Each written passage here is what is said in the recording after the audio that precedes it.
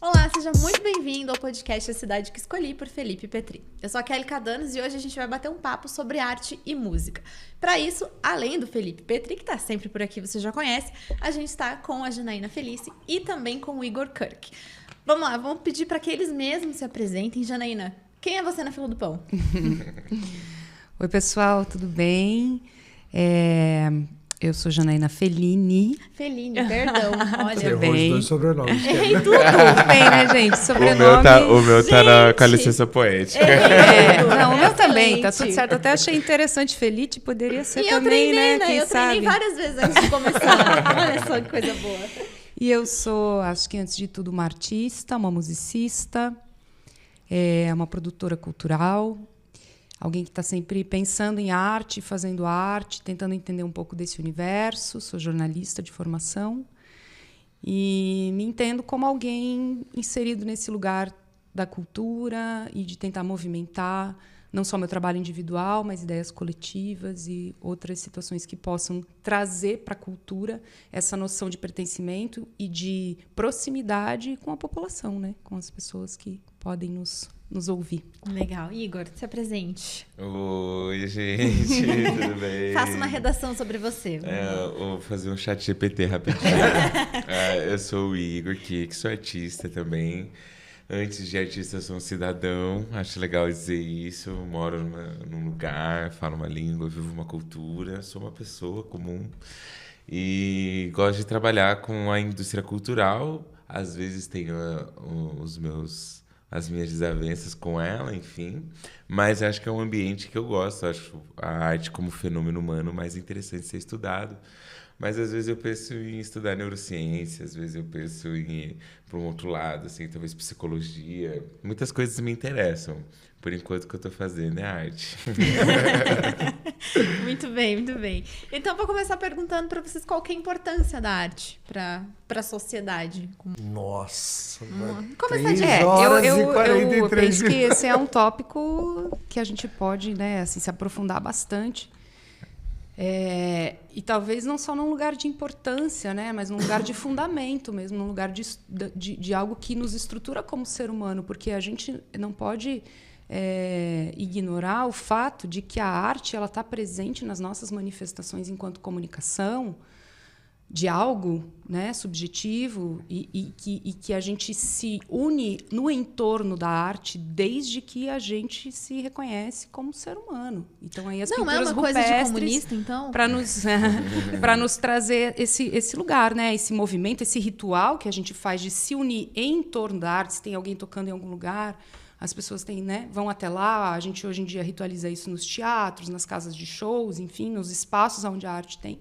Mas, sobretudo, com essa função, com esse lugar, eu acredito hoje, né, assim, que é um lugar de trazer um conforto, um bem-estar, algo que seja possível da gente abstrair, né, talvez desse lugar tão concreto que é a existência humana, né? E a gente usa a arte como essa ponte para as nossas próprias subjetividades, seja consumindo a arte, porque eu tenho certeza que todo mundo que está ouvindo aqui consome arte o tempo inteiro, seja ouvindo música, seja lendo, seja assistindo alguma coisa, né?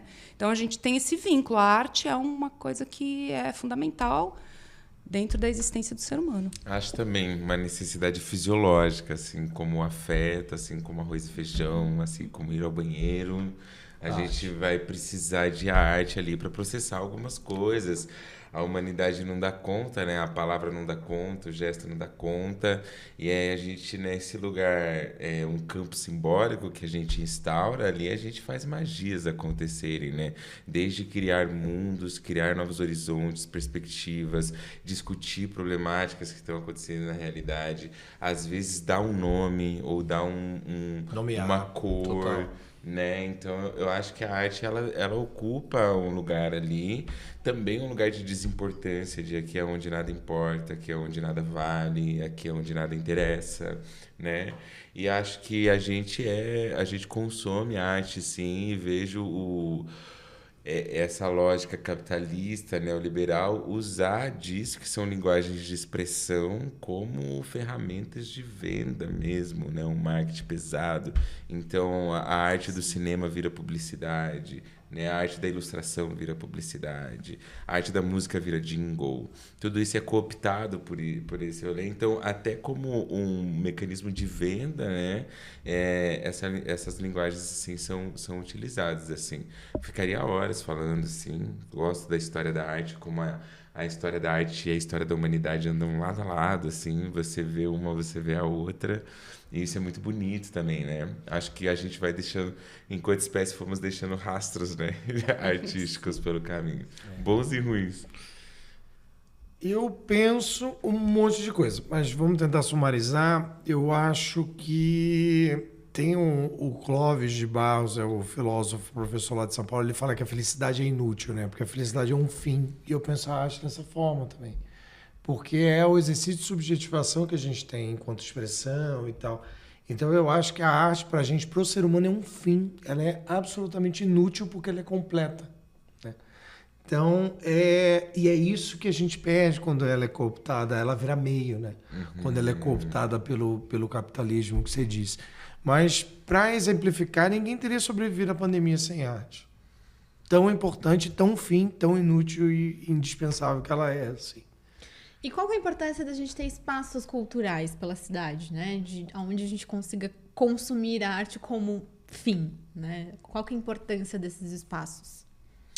Pô, eu lembro que eu mochilei, né, um tempo, e eu fui caindo em vários lugares, países. Conta essa historinha, Conta pelo menos um pedacinho, eu vai. tinha 19 anos, não sabia o que eu tava fazendo. Eu Ninguém, peguei a minha mochila sem dinheiro, me joguei na estrada e fui pedindo carona. Passei Bolívia, Peru, Paraguai, Uruguai e fui conhecendo alguns cantinhos, assim, né? Até me perdi da pergunta original. Dos espaços culturais. Termine que te contou essa história. Então, caí em várias comunidades. Ali no Uruguai estava rolando essa coisa de um êxodo urbano, né? E voltei para ali, a gente voltou a fazer show lá. E continua esse movimento da juventude sair da grande cidade lá que é Montevidéu e ir para os campos abrirem suas próprias comunidades com seus próprios fornos de barro para construir suas próprias casas de barro, uma coisa muito interligada assim com a natureza, quase um carpe diem assim revisitado, sabe?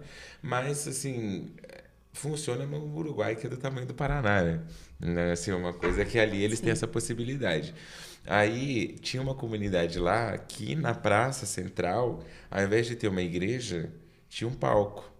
E acho que isso já mostra assim, uma diferença assim, absurda do que seria se em cada bairro, no lugar de uma igreja pentecostal, a gente tivesse ali um grupinho de teatro, ou tivesse ali um grupo de dança, ou tivesse ali... Aí a gente teria equipamentos, né, de fazer circular essa cultura, de fazer arte, de expressar, porque todo mundo é artista no sentido de que se expressa, né? Tem a necessidade de se expressar. E se tiver um desenho para desenhar, desenha. Enfim, todo mundo tem essa via de expressão. Mas são poucas as pessoas que fazem da arte o ofício, né?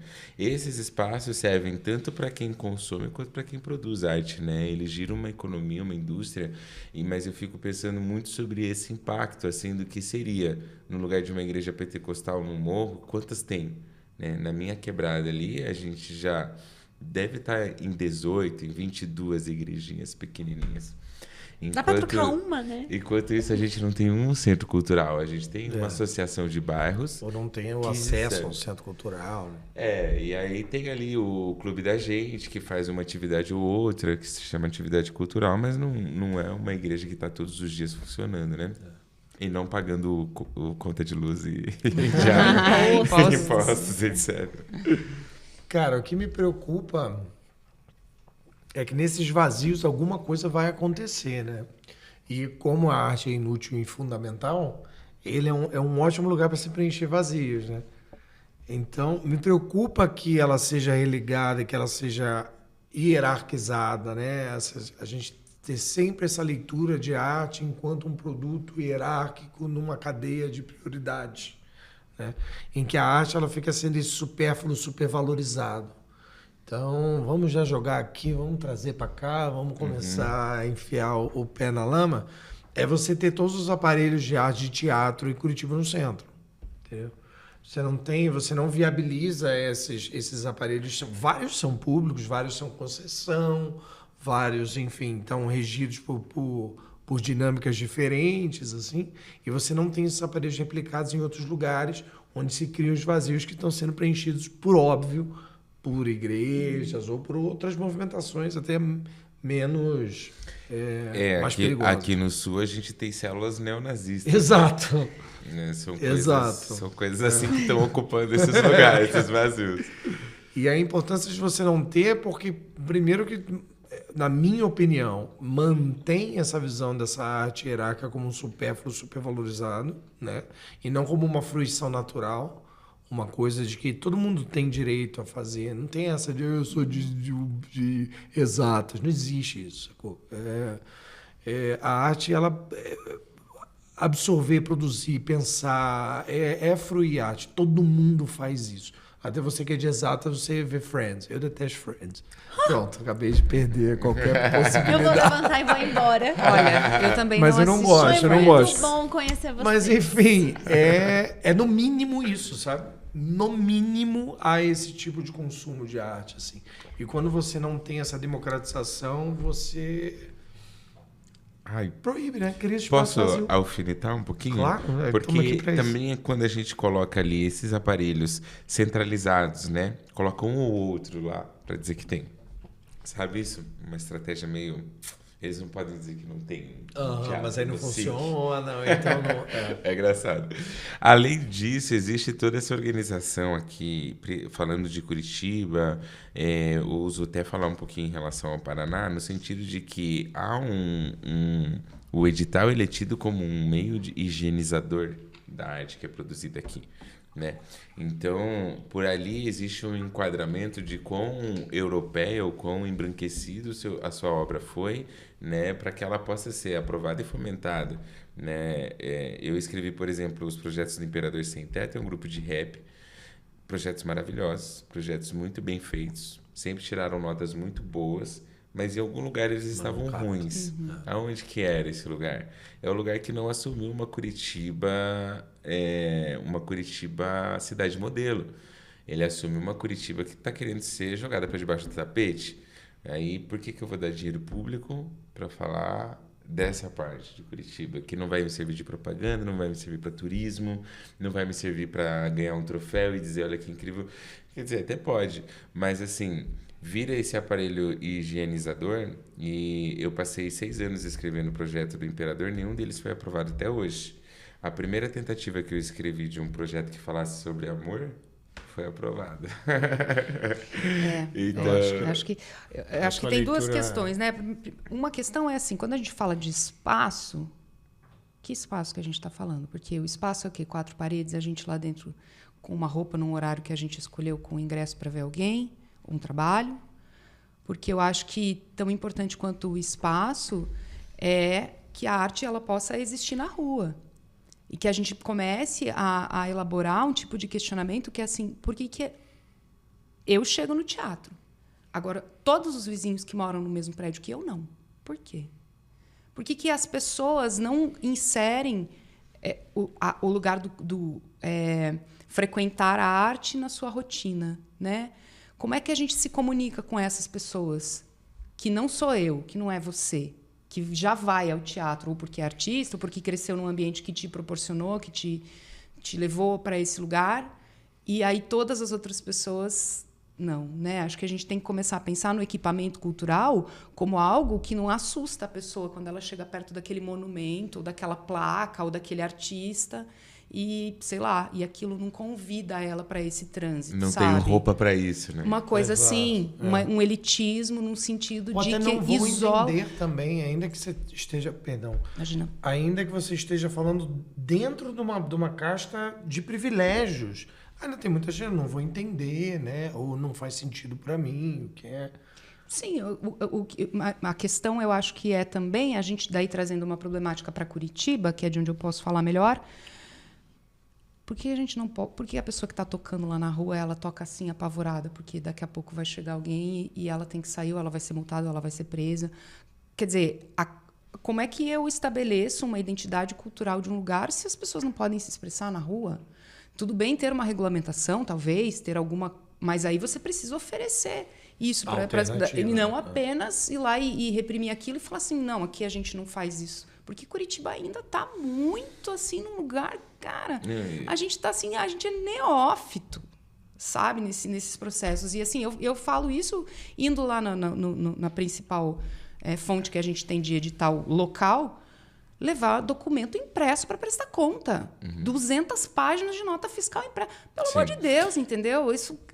Aí, só para terminar, desculpa, esse movimento de entender esse processo democrático do que é o espaço, entender que isso também envolve o nosso fazer artístico. E a gente não aguenta mais prestar conta de 200 páginas com nota fiscal para entrar num teatro, ter que preencher 500 mil formulários, provar até o último fio de cabelo que você é uma pessoa minimamente honesta, que vai dar conta daquilo, tendo uma carreira super extensa, como é o caso, por exemplo, do Imperador Sem Teto, né?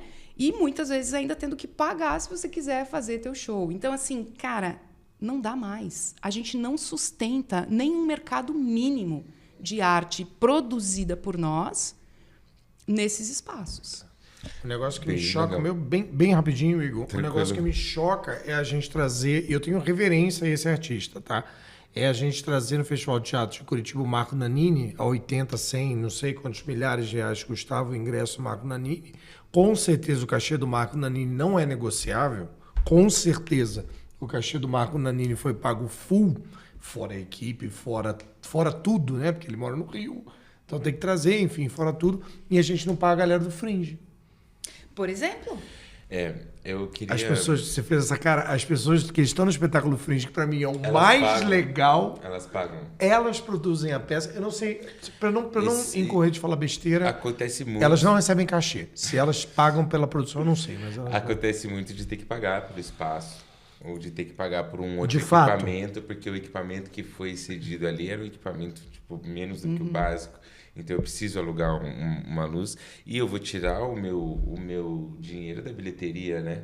Também tem isso, é pelo bordeiro. E aí quem que vai acessar o meu show? É uma boa... Então, assim, eu acho que está estruturado... Vou mexer um pouquinho nesse vespeiro, mas quando Janaína estava falando essa coisa que a gente tem de proibir as manifestações na rua, me veio algumas leis que eu li antigas, assim, estou falando de quando a cidade estava com 30 anos, com 90 anos, e eu fui ler essas leis a respeito das manifestações culturais dos povos pretos aqui. Então, a Avenida Cândido de Abreu ali era uma avenida antes, né, feita de chão, assim, chão batido, e era por ali que passavam os grupos negros tocando seus tambores, até que eles foram proibidos. E eles foram proibidos porque isso ofendia uma santa específica da Igreja Católica. E essa foi a desculpa. Sabe que na época ali parecia ser uma razão... Que provavelmente não faria sentido. Enfim, e isso, assim, a Câmara de Curitiba indo ali, legislando em nome de uma santa católica para suprimir... Não mudou muito. Suprimir. Ontem isso? Temos novos mitos, né? Novas embalagens, assim, mas os interesses são antigos. E aí, essa coisa...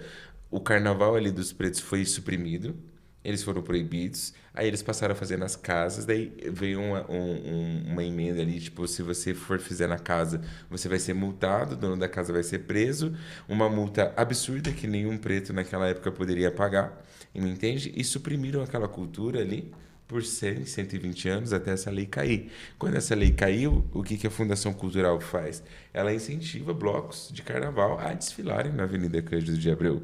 Mas isso não é um resgate cultural, porque a partir daqui a gente não tem povos pretos tocando tambores na rua mais. A gente teve um embranquecimento total do que é o Carnaval de Curitiba. Né?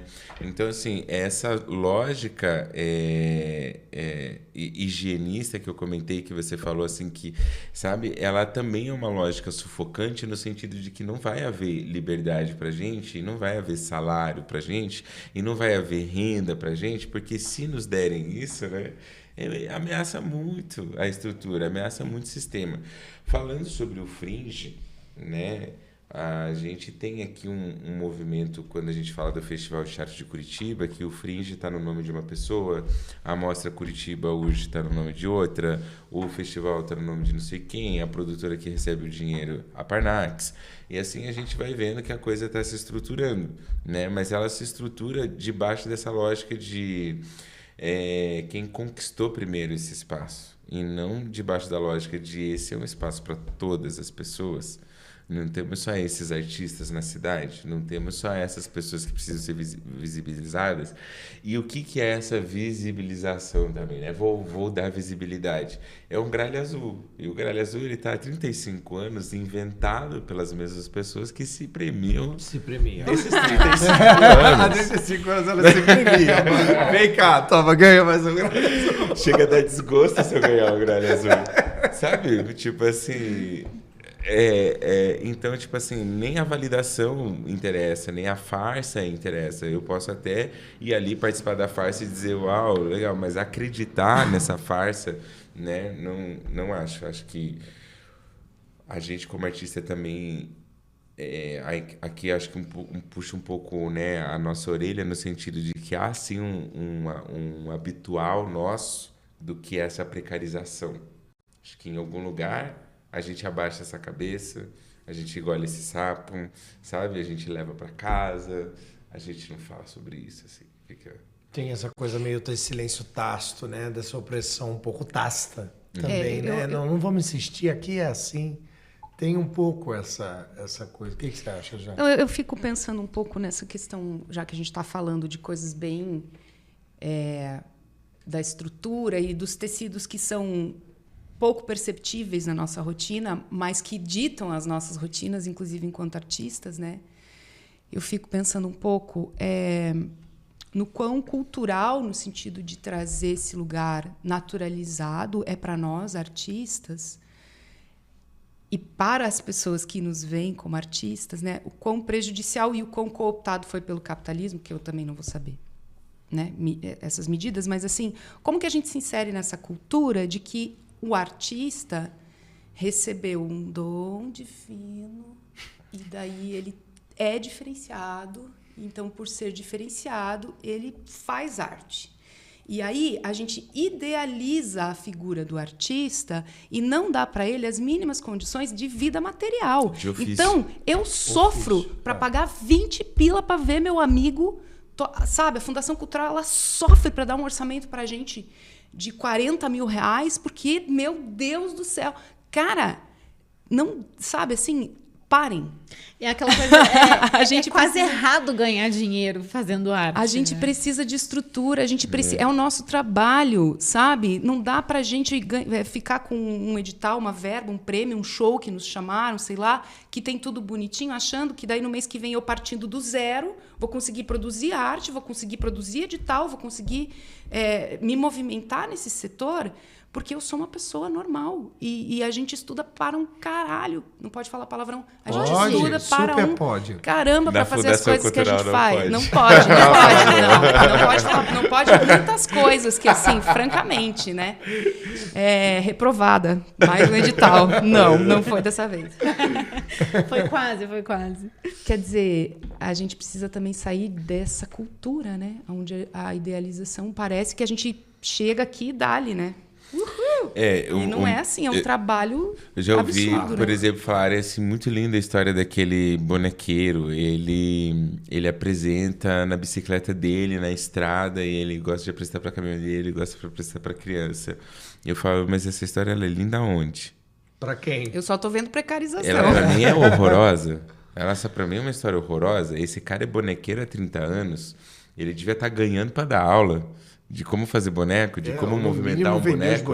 Os bonecos, enfim, né? É um museu de bonecos na cidade dele, sabe? Tipo, coisas desse tipo, assim. Às vezes parece, assim, que a gente está pedindo demais, mas aí é que a gente está habituado realmente com as migalhas.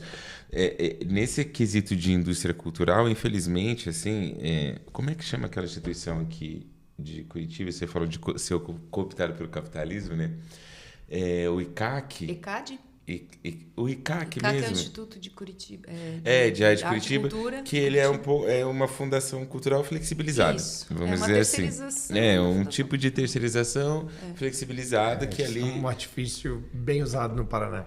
E aí alguns aparelhos culturais, alguns equipamentos, espaços culturais daqui já estão sendo geridos pelo ICAC, e eu acho que é uma coisa que a gente tem que ficar de olho. Você me entende? Porque só existe o ICAC aqui. Por que só o ICAC recebe essas terceirizações, cada vez mais aparelhos? Então, o neoliberalismo, ele já, para mim, já está em curso dentro dessa indústria. E indo para São Paulo, né? Que agora eu tô lá e tô aqui, tô lá e tô aqui, tô lá e tô aqui. E, tipo assim, a indústria lá é uma indústria quase já...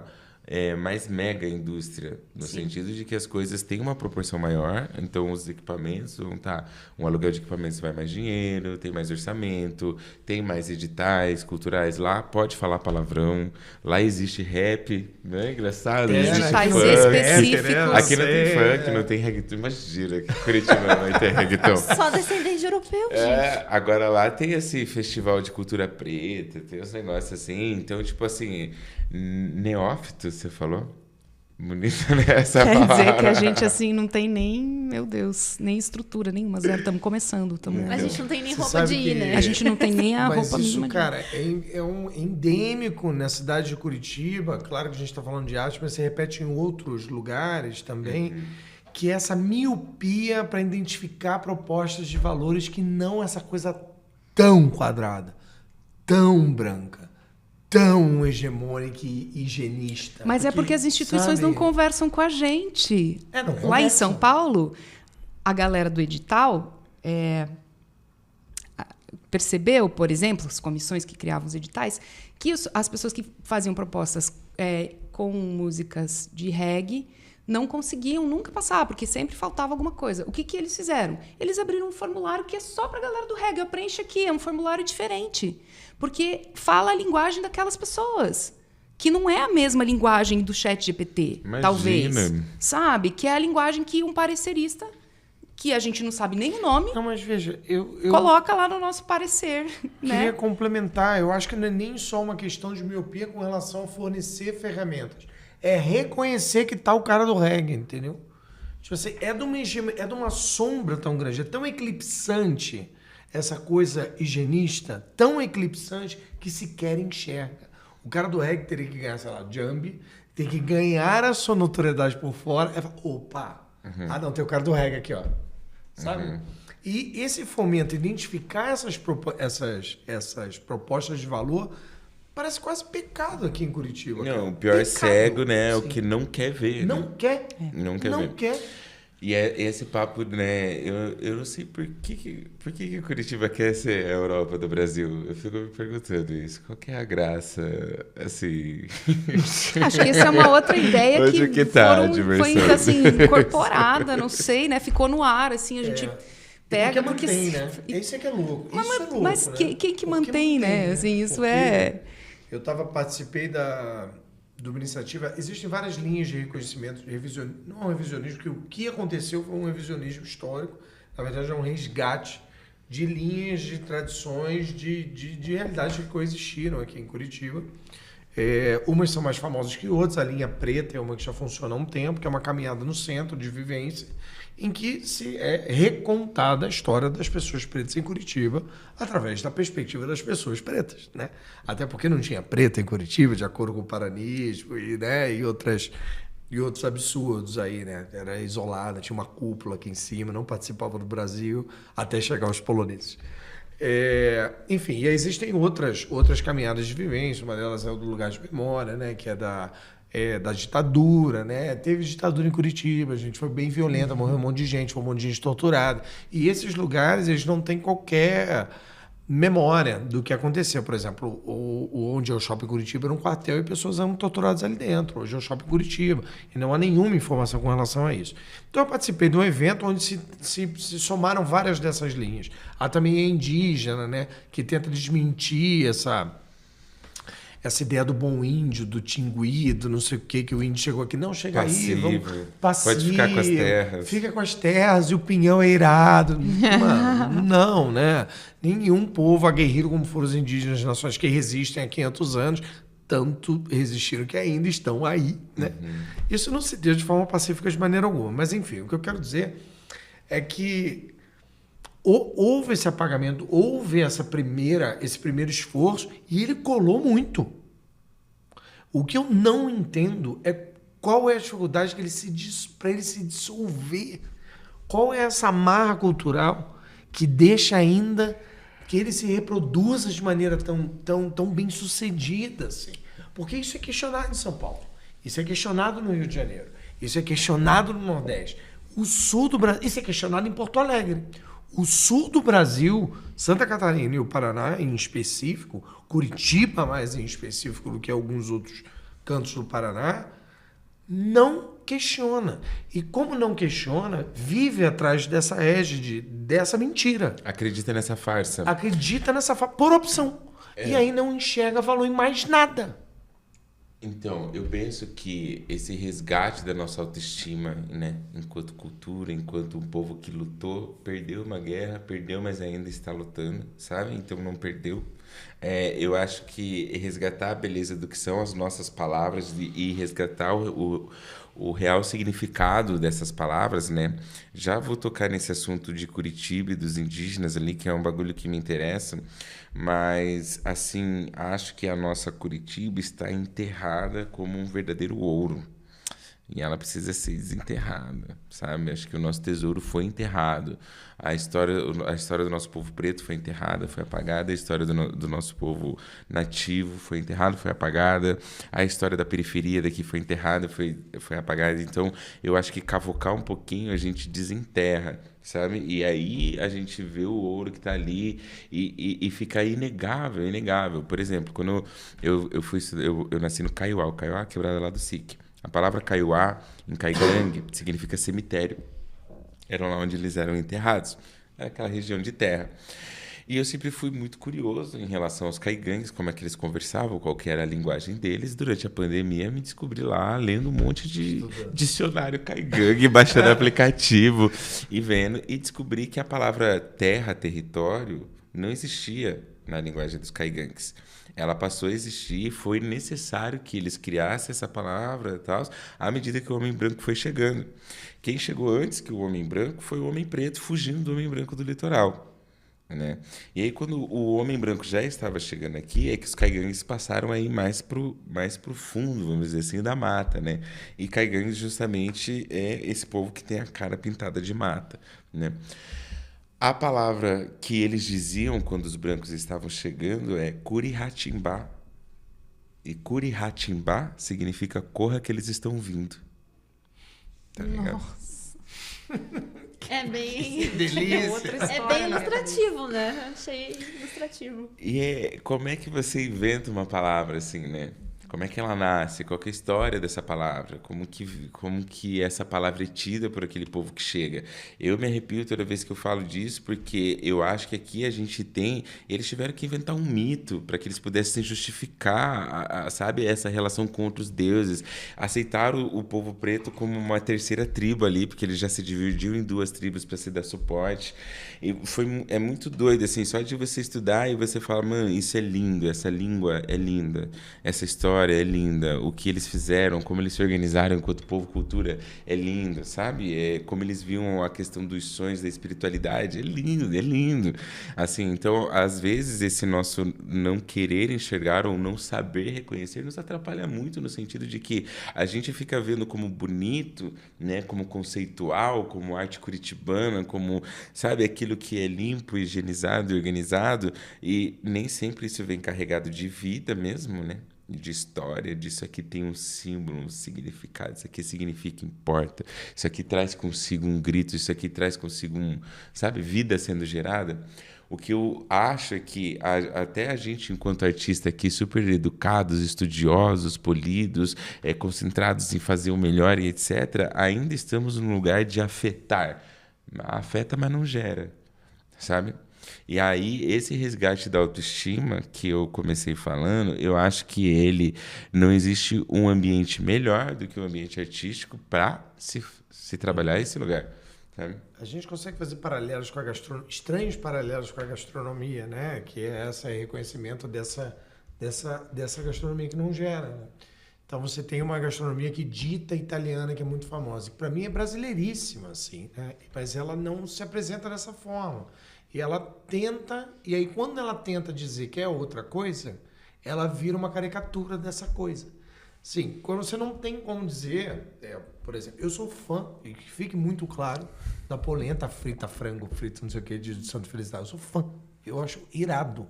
Eu acho que aquilo é comida da roça. Aquilo é comida da paulistana, que é a teoria que eu concordo que existe. Quando o Brasil fica ocioso, a gente começa com uma primeira tradição culinária, que vem muito da alimentação indígena, ainda não tem influência de negros, porque é uma coisa meio mameluca, assim, né? O branco, o indígena começa a se assentar ali, e o negro ele não tem participação nessa sociedade. Então ali cria-se uma tradição culinária. Tem um autor, o Dória, de São Paulo, que chama isso da culinária paulistana, que é gigante, vem do Tocantins até o interior de Santa Catarina, esse miolo, né? E esse miolo se dá por conta da exploração dos metais preciosos, que é quando a gente para de fazer extrativismo puro e assenta, né? Enfim. Então, para mim, essa comida daqui, e vocês vão ver que ela repete em certa medida em todas as roças de todas as colônias. Não importa se é ucraniana, não importa se é polonesa. Claro que vai trazer um ingrediente ou um negocinho e tal, mas é ucraniana, polonesa, alemã, todo mundo come mais ou menos igual. O salame é mais ou menos igual, o queijo é mais ou menos igual, a polenta é mais ou menos igual. E isso, na minha opinião, é muito mais herança de uma culinária, de uma gastronomia autêntica brasileira, que é essa da paulistânia, do que uma herança possível da Itália. Que Itália? Que Itália? Meu anjo. O que se come no norte, nos come no sul, amigo. O que se come no norte e no sul, nos come no meio. E aí? Tem lugar que come massa na Itália. No sul não come massa. Come muito menos, né? Claro. E aí? Que Itália? Né? Então, ela acaba nessa caricatura, essa caricatura branca boba. Isso se repete na arte, velho. Na minha opinião, né? E a gente não chega nesse lugar de autenticidade, porque, sei lá, tá enterrado. Não sei se alguém... Não, pode ir. Eu tenho lido ultimamente os sociólogos, assim, desde que eu li o Darcy Ribeiro, li O Povo Brasileiro. Não li o Sérgio Buarque de Holanda, mas li o Gessé de Souza, que maceta ele, assim, sobre essa construção do brasileiro vira-lata, o brasileiro cordial, essa síndrome, né, de querer ser o americano e etc, etc. Eu acho que essas coisas andam meio paralelas, assim, e acho que quando a gente... Aí eu vou falar um pouco sobre o ofício mesmo de ser artista, quando você traz isso como um ofício, né? Porque, assim, a gente pode ser entretenedor e estar ali, fazer uma música só para se divertir, fazer um negócio... Mas tem artista que está aplicado numa pesquisa, dizer alguma coisa, eu quero falar sobre esse assunto, eu quero conversar, quero conscientizar, né? E isso é o que eu vejo bastante, assim, acho que existe muita boa vontade da nossa parte. Hora de tomar o meu remédio.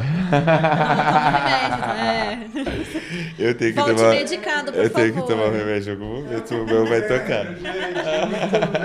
Volte medicado. Tomou o remedinho? Não, Vou aproveitar a pausa para tomar pedir chopp, enfim. Meu Deus. Vou pedir uma água, aproveitar que a gente pausou. Já aproveito para pedir para fumar um baseadinho que foi descriminalizado, né? Aproveitar. Agora já não está criminalizado. Mas enfim. Assim, devagar vamos, né? No Brasil. Bem devagar. Bem devagar. Bem devagar. O Uruguai já está há 10 anos, né, amiga? Legalizado. Legalizado, não é descriminalizado. 2 passos para frente, 7 para trás. Né? Tudo bem. Uma Pelo hora menos é chega, mas descriminalizado é agora. Estamos indo. Vamos lá. Eu dizia sobre esse rolê do ofício do artista, assim, né? Quando eu vou escrever uma música, né, principalmente com o Imperador Sem Teto, que ele é um ativismo político, né? Então eu não estou escrevendo para mim, eu não estou escrevendo para o meu bel prazer, eu não estou escrevendo porque, sabe, eu estou escrevendo a fim de que aquela arte atinja um ponto específico, transforme ele onde ela chegar, né? Então eu passei a escrever para o outro, e nesse ofício de escrever para o outro, quando eu, né, me tiro da importância ali do centro da criação e começo a né, fazer daquele objeto artístico um meio de ponte de comunicação com o outro, aqui eu vou me preocupar com como é que eu trago essas coisas, sabe?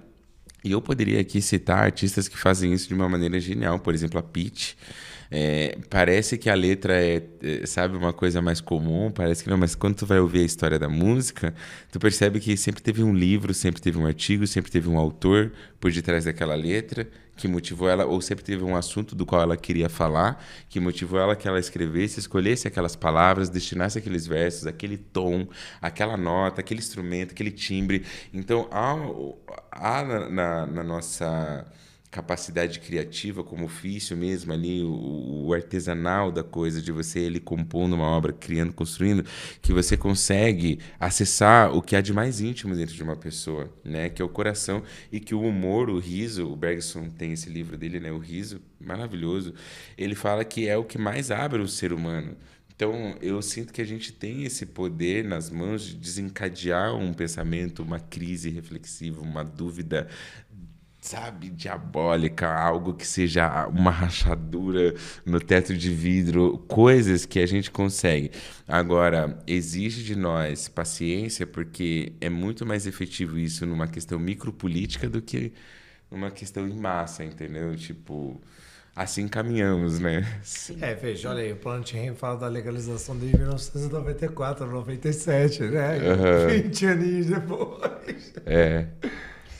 Eu acho que a arte tem a ver com a gastronomia no sentido de que é um alimento, né, de toda forma, e aí talvez a gente possa entender assim o que é ultraprocessado nesses alimentos, né? Assim, o que é orgânico, que daí tem uma pegada artesanal, que daí a gente está falando, né, de um estado artístico comprometido com, enfim, né, com as funções sociais que podem decorrer a partir disso, e que a gente não pode ser também ingênuo a ponto de pensar que é à toa que a grana nunca chega para o artista. A grana nunca chegou, não é de hoje. E isso acontece porque a gente fica lá na margem, porque na margem a gente não produz, não sacode, não desenterra o ouro. Na margem a gente fica lá conversando com aquele fiozinho. Se eu democratizo os acessos, muitas pessoas acessam. E aí eu acho que, sabe, se a gente vai conversar de verdade sobre isso, a gente precisa falar dessas estruturas. Porque para a gente chegar lá na ponta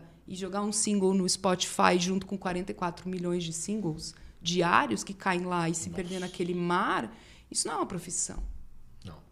Né? Isso pode ser um ofício, se você tem condições de ficar criando, né, dentro desse contexto. Mas, assim, o ponto que eu quero chegar, e daí vou jogar já essa bomba aqui no centro, é renda básica. Que eu acho que... E assim, né? Que a gente está falando de renda básica para a cultura, a gente não tem renda básica muitas vezes nem para comer. Então, as questões elas estão associadas dentro desses pactos, né, capitalistas, brancos, europeus, culturais. E a arte ela tem essa coisa de balançar muito essa estrutura, né? Então, se eu ofereço isso na escola, se eu ofereço isso para as pessoas que estão isoladas em processos, e essas pessoas encontram, a partir da arte, por exemplo, um sentimento de pertencimento, ela vai começar a trabalhar para aquilo fazer sentido, porque ela se sente parte de algo e pode realizar, e pode fazer, e ela existe, ela tem uma narrativa, ela tem uma história de vida, ela tem uma voz, né? Então, assim, a arte ela pulveriza em diversos micro jeitos, camadas de existir que a gente tem, e acho que eu posso falar isso também da minha própria experiência, né, que venho do interior, que venho lá de uma criação super rígida e enfim, de poder dizer hoje que 20 anos de palco me deram capacidade de discernimento, senso crítico, e tudo isso é porque a arte está sempre discutindo essas questões. A gente está sempre nisso. Ela vai provocar, né? Ela vai provocar e a gente se provoca também. Então, é perigoso mesmo conversar com o artista. Eu também acho. Acho que a gente é um negócio a se ficar de olho. Agora, me fala sobre a renda básica. Já vou puxar esse... Vamos puxar aqui, então, já que a gente vai falar de renda básica, vamos falar um pouco de políticas públicas que a gente poderia discutir para fomentar não a arte europeia, branca, classicista, né, mas a arte de Curitiba. Eu conversei isso com o Kenny Rogers, que é um cara muito admirável aqui da cidade de Curitiba. Ele é esteve à frente, é o idealizador, não sei se é exatamente idealizador é a boa palavra, mas ele trabalhou a arte periférica, né? Encontrou valor nisso, criou a trupe Periferia, e é uma trupe de teatro que é elogiada, que tem talentos individuais incríveis ali, né? Um beijo, Kenny. Talentos individuais incríveis, pessoas estão despontando em outros lugares, enfim. E aí eu estava conversando com ele, e isso ele tá, cara, que topa os projetos mais doidos, né?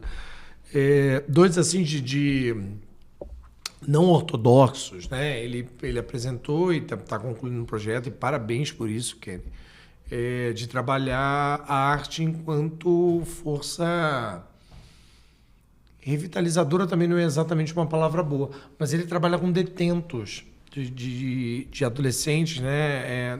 Detento também não é a palavra boa, tem outro nome, né? Eu acho que é a época em que eu... Bom, os menores apreendidos ali dentro, que estão dentro do sistema, os internos ali, ele trabalha... Menor infrator. Infratores, isso. Os menores infratores que estão ali privados de liberdade, ele está trabalhando teatro, né?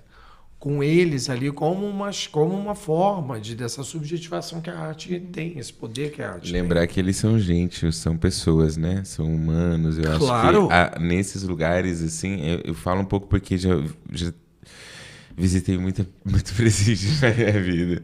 Acho que o livro ali dentro faz uma diferença também muito grande. Qualquer rastro de cultura e de coisa vai ali dentro fazer É a flor que nasce no lixão, sabe? Claro, né? Eu sou uma pessoa branca, né, de classe média, sem querer desbarrar de que vamos dar arte que é suficiente. Não, precisa da renda básica também. Mas isso é importante. E aí, depois de toda essa introdução ao Kenny, parabéns, Kenny, a gente estava conversando sobre talvez se a política pública não enxergasse a arte enquanto território.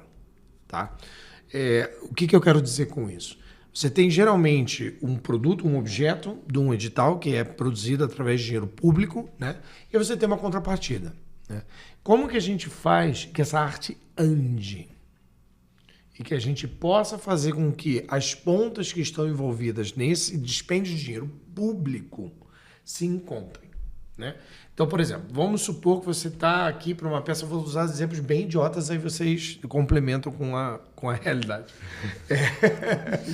Como que você faz, por exemplo, um espetáculo que acontece no centro, reverberar na periferia, mas enquanto proposta de valor, conteúdo e audiência, né? E o executar artístico, né? As pessoas envolvidas ali. Então, eu estava conversando com ele isso. Será que não está na hora de a gente pensar os editais enquanto território? Será que a gente não tem que pensar em transversalidade territorial para falar de arte em Curitiba? Será que a gente não consegue, talvez, soltar as amarras a partir dessa concepção de análise? Enfim, e aí pareceu que isso talvez reverbere e faça sentido, né? Porque senão a gente tem os mesmos grupos recebendo a mesma verba, com a mesma contrapartida. Isso funciona aqui, velho. Está aqui, né? A gente está aqui no Batel gravando, isso... Funciona nivelado por baixo, né? Exato. Nivelado, né? por baixo. Vão vocês agora que entendem de fato. Na prática, né?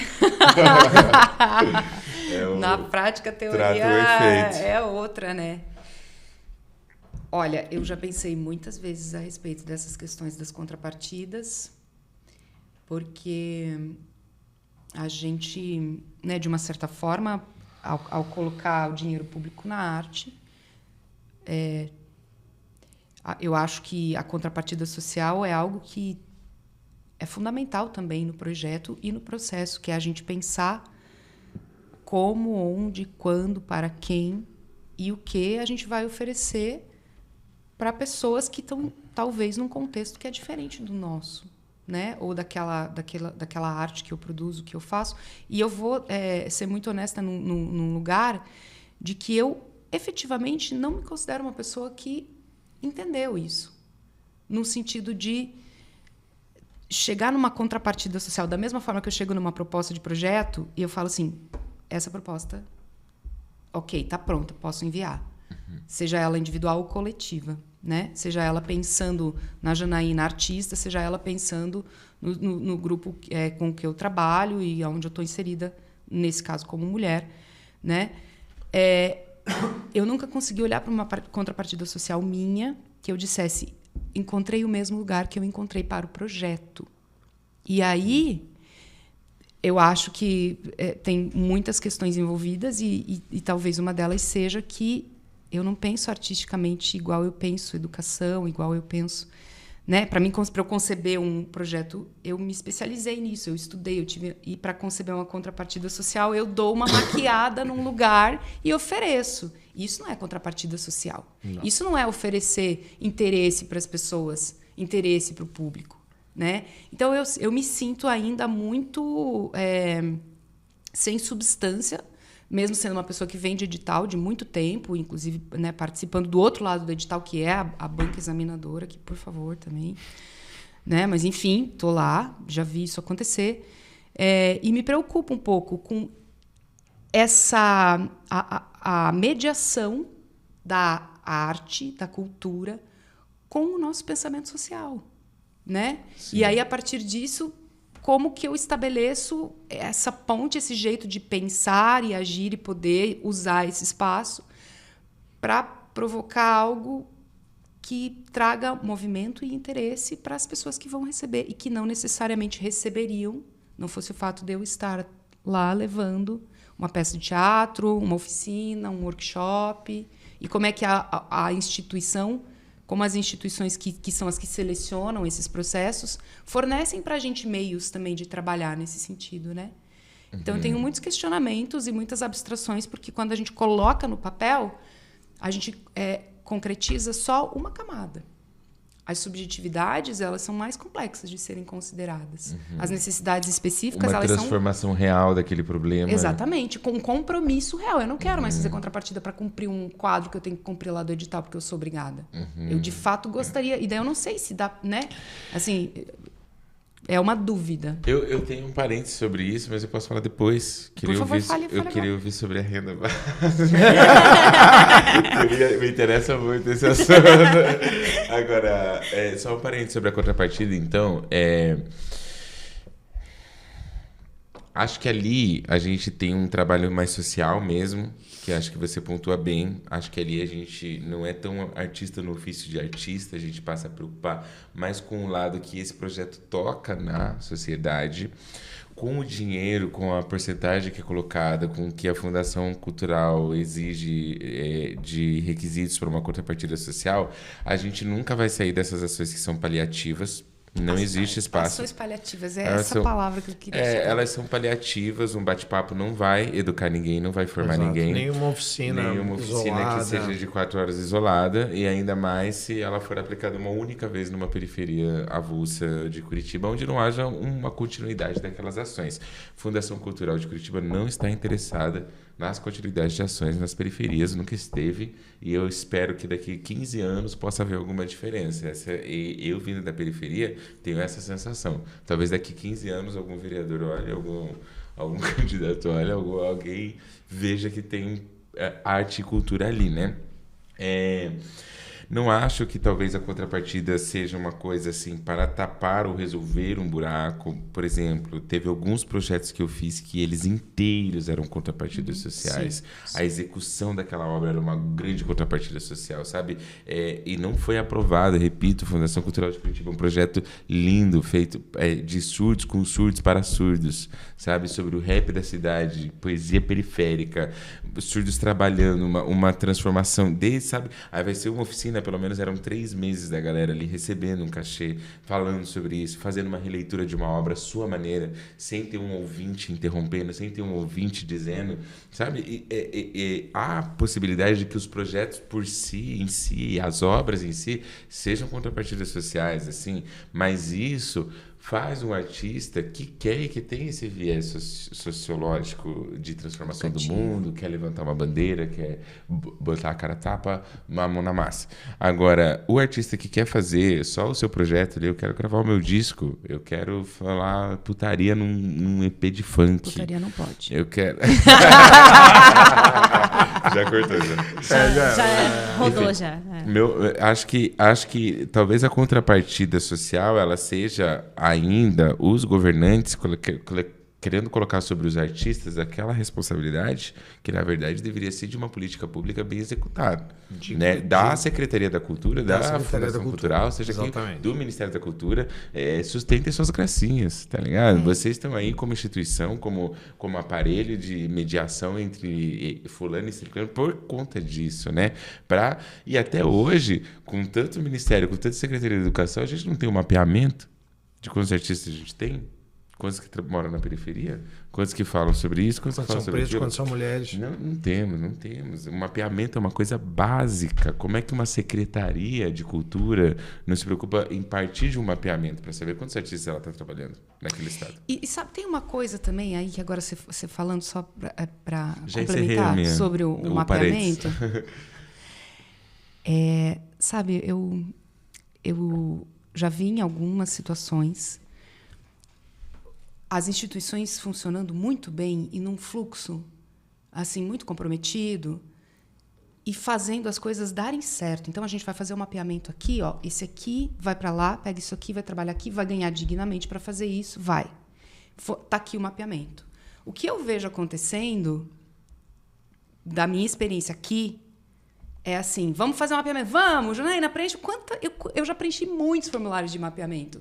E aonde que está esse mapeamento? E quem que finaliza isso? E quem que entrega? E quem que se responsabiliza? É uma questão de um querer político que inexiste. Eu não quero nem ver, porque se eu ver a quantidade de artistas que tem versus a quantidade de verba que é destinada, aí a gente vai perceber que esse cobertor está curtíssimo.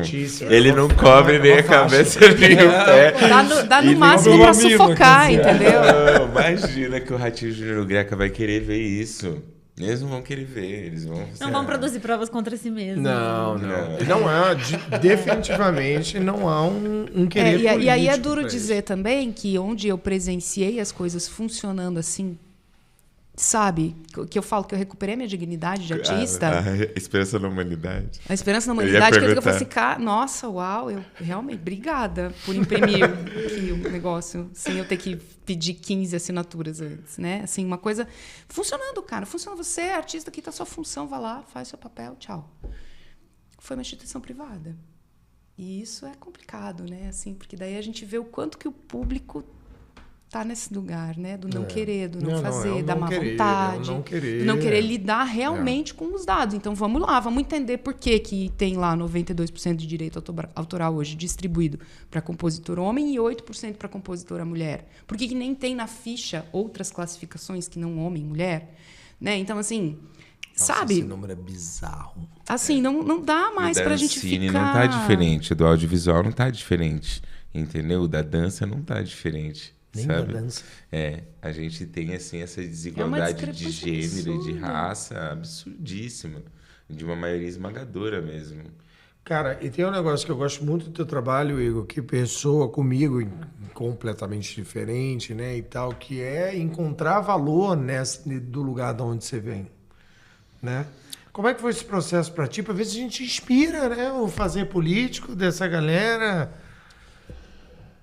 Como é que foi isso pra ti? Eu acho que eu sempre tive um certo revidar muito pronto. Então, quando as pessoas me recusavam, eu revidava, entendeu? Eu falava assim, você tá achando que isso é ruim por quê? Vou dar um exemplo. Quando eu entrei pra PUC, era lá o começo do ProUni, 2013. A galera morria de medo de dizer que era ProUni.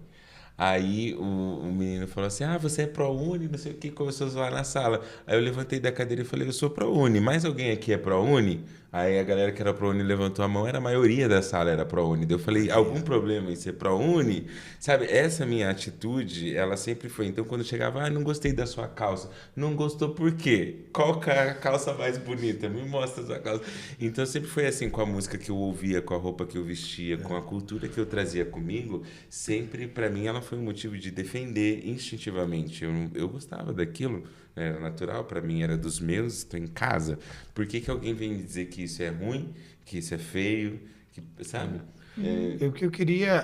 claro que é outra proporção e tal, mas eu tenho essa coisa... Aconteceu comigo no Rio de Janeiro, porque o meu Rio de Janeiro não é a Zona Sul. Eu nasci no Caxambi.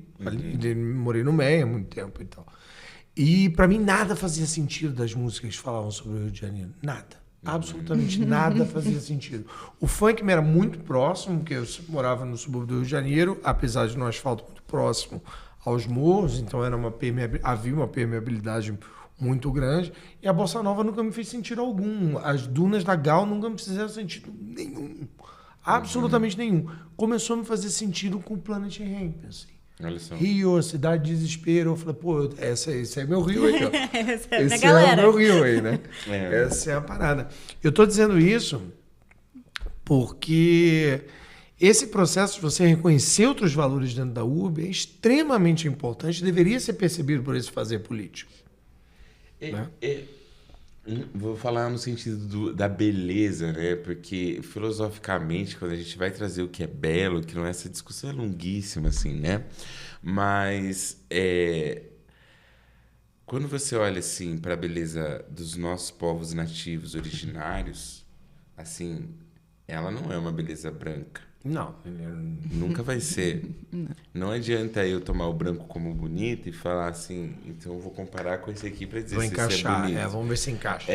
Mas se eu só acho o branco bonito e esse padrão bonito, eu não estou nem aberto para ver a beleza que existe ali. Agora, uma vez que eu enxergar essa beleza que está ali, nunca mais... Não volta, né? Não volta. Não dá para desver. Não dá para desver. E fica cada vez mais lindo a cultura brasileira, o que a gente é como povo, sabe? A questão de gênero.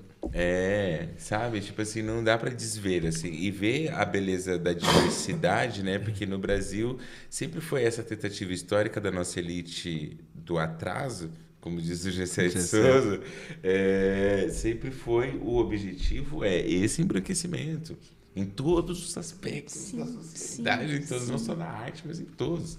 Né? Do trabalho, do mercado de trabalho, é horrível essa história. E aí, tipo, quando a gente começa a ver que isso foi desvalorizado, eu não sei, é um impulso natural da minha parte valorizar agora, então... trabalhar esse resgate dessa autoestima, assim, né? E aí ver nessa diversidade que antes que é vista pela nossa elite como um perigo, um atraso, deu errado o nosso plano de miscigenação, né? Mas ver nessa diversidade uma riqueza, né? Não chamar nem de diferença, mas chamar de diverso. Isso aqui não difere, isso aqui ele abre uma outra... Esse é o processo de reconhecimento de autoestima que a gente está redundando aqui, contando as nossas experiências, que eu acho que é o que ainda essa cidade está por passar ainda. Né?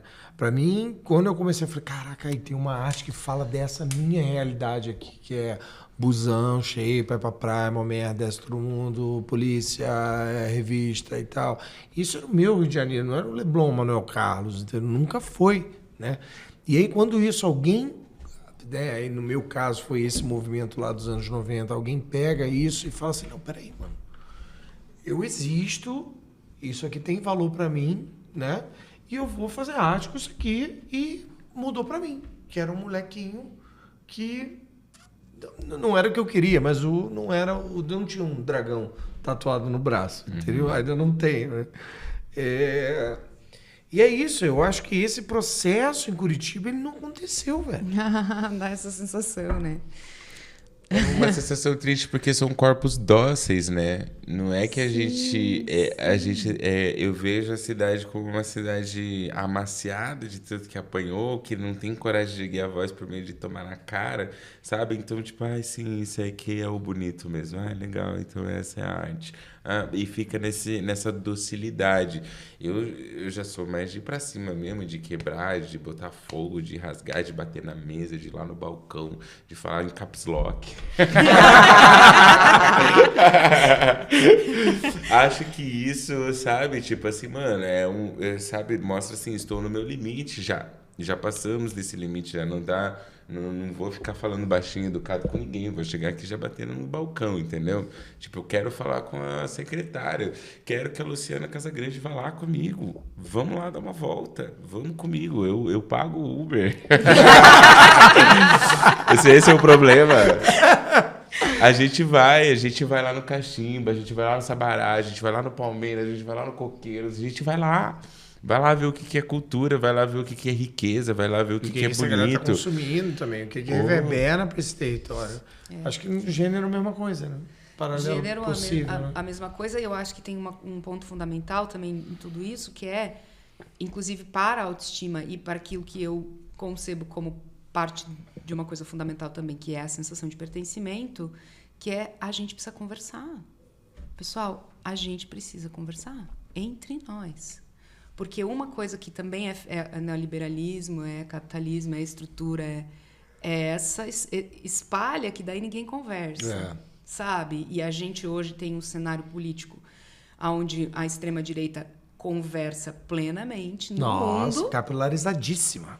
Organizada e com método. Estruturada e rica. Estruturada né? E a gente, né? Cada um falando uma língua. Precisando conversar, precisando levar, precisando e entender o nosso objetivo em comum para poder discutir essas coisas e chegar em lugares que sejam mais satisfatórios para todo mundo, porque senão fica aparecendo, sabe, a cidade modelo, que é esse fake, né? Que é essa aparência, que é esse verniz, que é essa higienização. Né? É a fachada, que é, assim, neon, a fachada, brilhando. Cara, o nosso porão tá podre, sabe? Lá dentro tem objetos valiosíssimos. A gente precisa ir lá resgatar e ver, e enxergar, né? E poder se sentir parte disso. Nós somos parte disso. Então, a gente não pode nem se isentar, nem se isolar, né? Às vezes eu desacredito da máquina pública, sabia, Gina? Às vezes eu acho assim. Só às vezes? Será que vale a pena ainda, gente? Não, ainda vale a pena? Cara, isso a gente discutiu. Cara, a gente discutiu aqui, eu, o Dr. Guilherme e o Requião Filho. Não há outra saída que não a política, velho. Infelizmente, essa velha desgastada e cooptada é a única saída. Ou a gente se adentra e bota a voz e fala e vence o ranço, porque há uma barreira para que a gente não entre. Com certeza. Eu não sou um corpo desejante na política necessariamente. Eu vim de outra cidade. Eu não sou filho de rico. Enfim, eu sou uma pessoa branca, claro, mas eu sou sexualmente diverso, né? E há resistência. E, infelizmente, cara, a gente... E isso até vai muito do que a gente discutiu aqui, dessa antipolítica, que é essa coisa do... Como é que é a galera da live? A bancada da live. A bancada da live, entendeu? A gente não pode ser bancada da live, a gente tem que ser frente política, velho. Eu queria até falar um pouquinho sobre isso que você falou, mas eu ainda quero ouvir da Rio da Mata. É porque eu vou entrar... Pelo amor de Deus, eu vou entrar no assunto das políticas públicas, assim. E aí, eu acho que, assim, beleza, vamos lidar com essa máquina pública, né? Eu gosto muito do que a Erika Hilton faz, porque ela, sabe, sem tempo, irmão. Ela já vai assim, já vai tirando já do caminho, já eu não tolerarei. Não tolerarei, porque ninguém consegue falar rápido igual ela. Só que assim, uma Erika Hilton, né? Não dá. Não vai fazer verão. A gente precisava de 500 Erika Hilton dentro daquela casa de lei. E aí eu posso acreditar numa transformação de máquina pública. No entanto, tem umas políticas públicas, eu estudei isso na faculdade, aplicadas em outros países, assim. E uma que me chama muita atenção é uma que é uma política pública da França, específica. Lá não tem como se fosse Rouanet, não tem leis de incentivo assim, né? No entanto, todos os artistas eles se cadastram num sistema. Sou um artista francês, eles estão lá cadastrados. Esse sistema vai oferecer para esses artistas ali todo mês, vai mandar um e-mail com oportunidades de vagas de trabalho, etc, etc. E se você não estiver trabalhando, não estiver empregado, fazendo ali algum projeto, trabalhando em algum lugar, aí você ganha uma renda até que você esteja empregado. Então, é um momento, assim, é um tipo de política que eu fico pensando. Cara, quando você fala, né, eu vi já funcionando. Eu vi poucas coisas funcionando, mas quando elas funcionam é maravilhoso. Né? Fora a dignidade que traz para o fazer artístico também, né? O engrandecimento enquanto pessoa. Claro, a gente não pode se deslumbrar nesse papo e esquecer que a gente está num país famélico, né? A renda básica ainda é algo que tem que permear de maneira muito mais densa. O Lula agora é neoliberal. Olha, o Lula sempre foi neoliberal. Tudo bem. Eu não quero estragar aí, o Lula, o Lulinha, viu? Ele é... Mas enfim. Mas vamos falar de renda básica, então. Renda que o básica, Igor já nem tem eu um feliz. treco. Renda básica. Eu sou de Capricórnio, eu fico... Eu É que ele infarte aqui do meu lado. Citar como exemplo, inclusive, o exemplo da França Da que o Igor França. trouxe.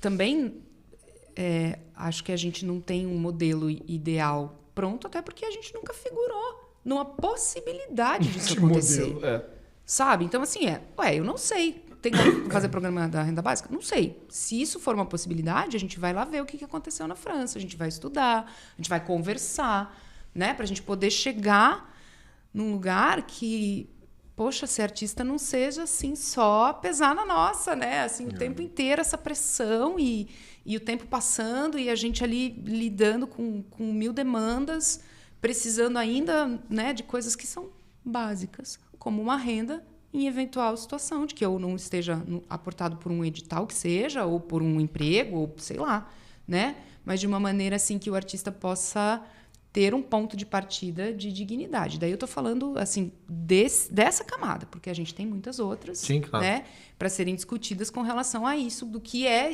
ter estrutura e ter base para poder minimamente escolher algum impulso para onde ir, né? Mas você veja, há um mecanismo assim também, como esse é um negócio que eu tenho contestado às pessoas quando o pessoal fala em tarifa zero. Eu sou um defensor da tarifa zero. Eu acho que, na verdade, Eu também. eu acho que é por aí. Eu já vi funcionando em outros países também. Enfim, claro, a gente também. pode discutir, pipipi, popopó. Eu não quero entrar nisso. Uma coisa que a gente tem politicamente muito fraco é nos reconhecer enquanto patrimônio do país.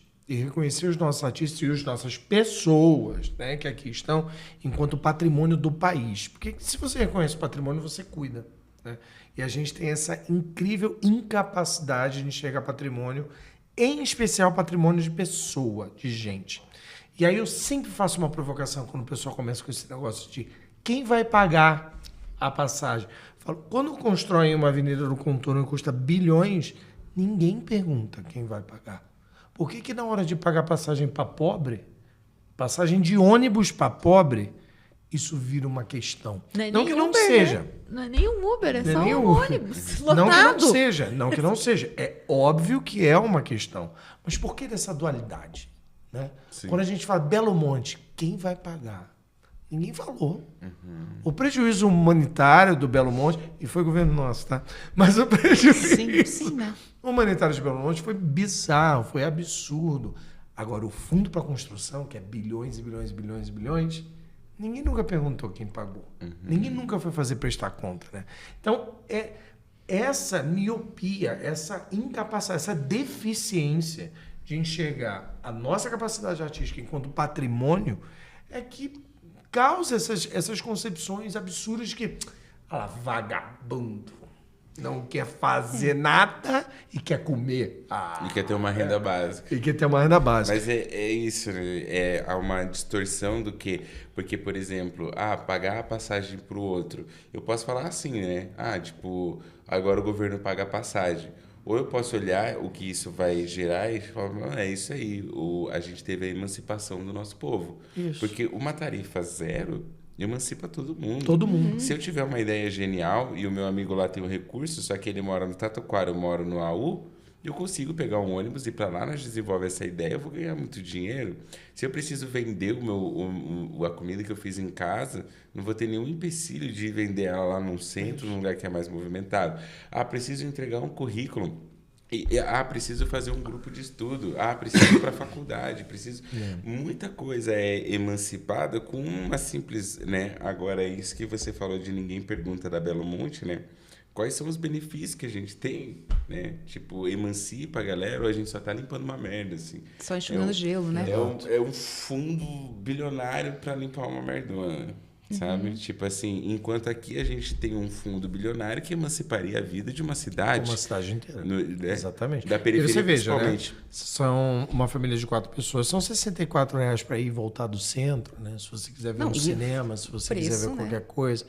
Então, isso é uma ida. Como é que essa pessoa vai fruir cultura. Mas isso Como é que faz essa parte da pessoa vai cultura fazer? da retenção. Né? Isso. Desculpa Isso. interromper também, que é de manter longe, manter longe, manter longe. Quero aproveitar, então, a deixa para falar sobre aquilo que você falou de como a direita se organiza, né? E como a gente se desorganiza. A gente é bom nisso, né? A gente é bom nisso, né? A gente tenta, né? Eu acho assim, sim, eles estão organizados, mas eles estão organizados debaixo de uma premissa que é mais simplista a respeito da vida e dos problemas sociais. Com certeza. No É mais sentido que estômago. eles veem certo e errado, bem e Isso, mal, é estômago, Deus e o diabo. Então fica mais fácil de organizar quando eu mando assim, você prefere Deus ou o diabo? Fica mais fácil, você me entende? Tipo, tem uma superficialização ali da coisa que parece que é uma organização, mas é uma organização meio burra, no sentido de que ela não se questiona, ela Pra não nossa se sorte, né? aprofunda, ela dá uma congelada e ainda assim faz um estrago imenso. Ainda assim faz um estrago imenso, né? E aí serve como massa de manobra, serve como para elite do atraso, isso é maravilha, né? Isso aí é ali onde eles se criam, assim, né?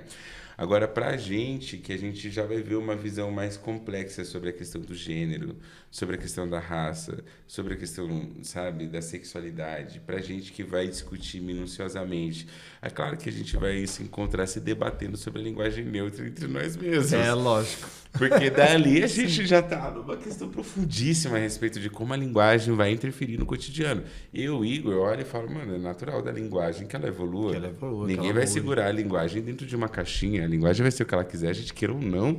Em algum momento eu acho que vamos estar na linguagem neutra, caminho para isso, sabe? Agora, esperar que a galera se conscientize, esperar que o PT comece a falar em linguagem neutra, esperar que, sabe, tipo assim, tudo isso vai gerar o que para mim são distrações, entendeu? Mas a gente vai ter essa profundidade ao lidar. Acho que nisso a gente acaba perdendo isso que nos une como máxima, que é o quê? Eu quero ter uma dignidade como pessoa, eu quero ter uma dignidade como trabalhador. Tá difícil comunicar essa percepção de dignidade para todos. Assim, acho que a gente perdeu muito em termos narrativos, de ter essa dignidade como fim. A gente se perdeu um pouco nos meios. Não que as coisas não tenham a sua razão de ser e as demandas não sejam legítimas, mas eu acho que, em termos de narrativa, criação de narrativa, a gente deixa de apresentar narrativas que têm um ponto comum, para que a gente possa se unir nas diferenças e falar, olha, estamos vendo isso para chegar aqui. E isso ali numa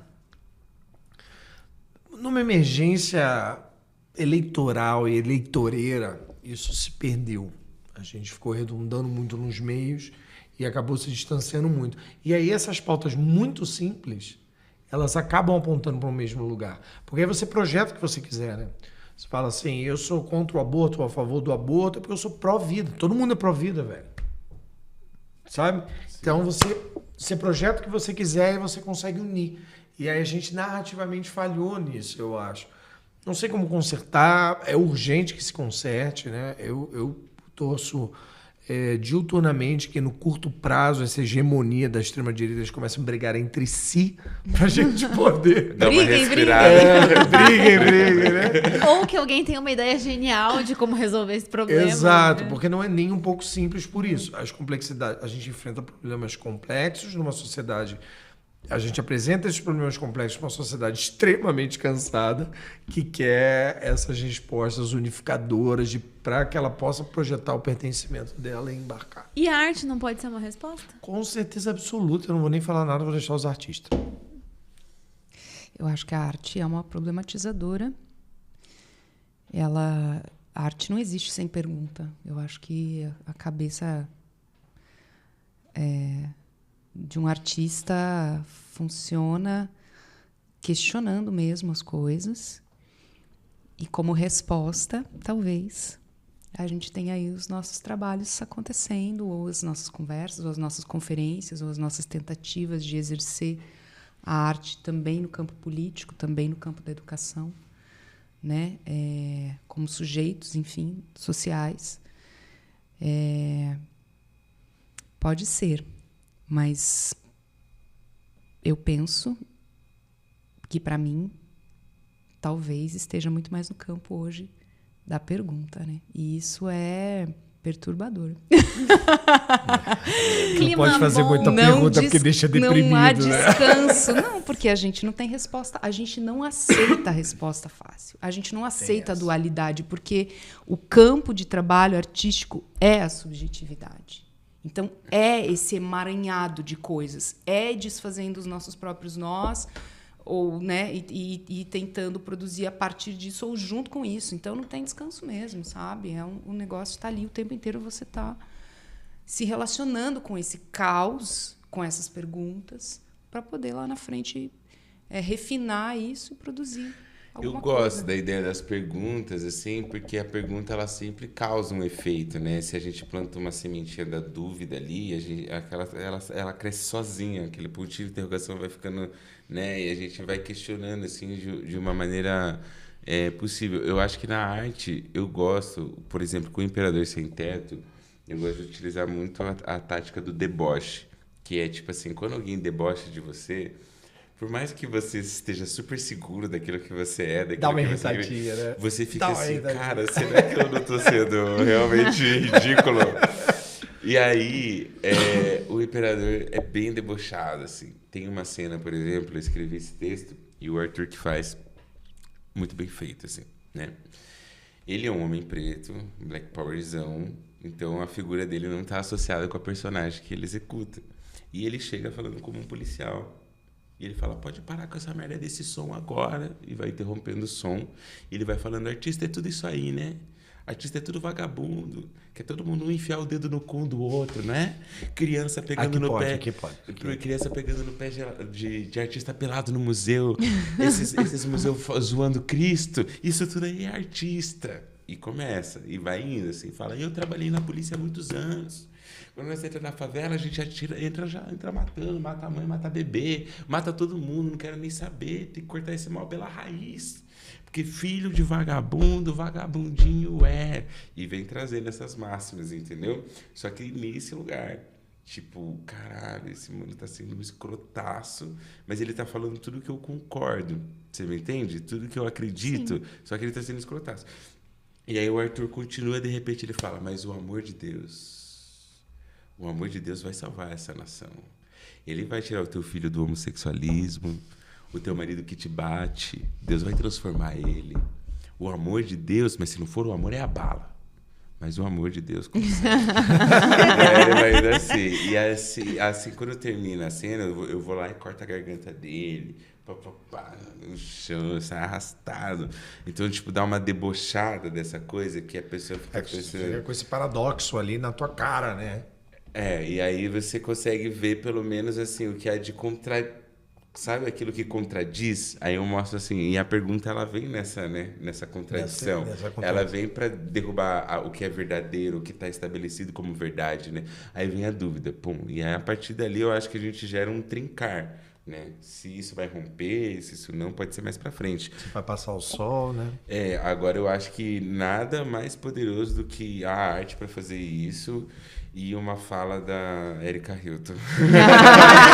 Não tolerarei. Que cada discurso dela é uma obra de arte. O Hugo Chaves também, né? Perdão. Não, muito bem, gente. A gente já estourou o tempo, né? Pra variar um pouquinho. Então, agradecer a presença de vocês, abrir para considerações finais. Deixem arrobas e façam aí o jabá de vocês.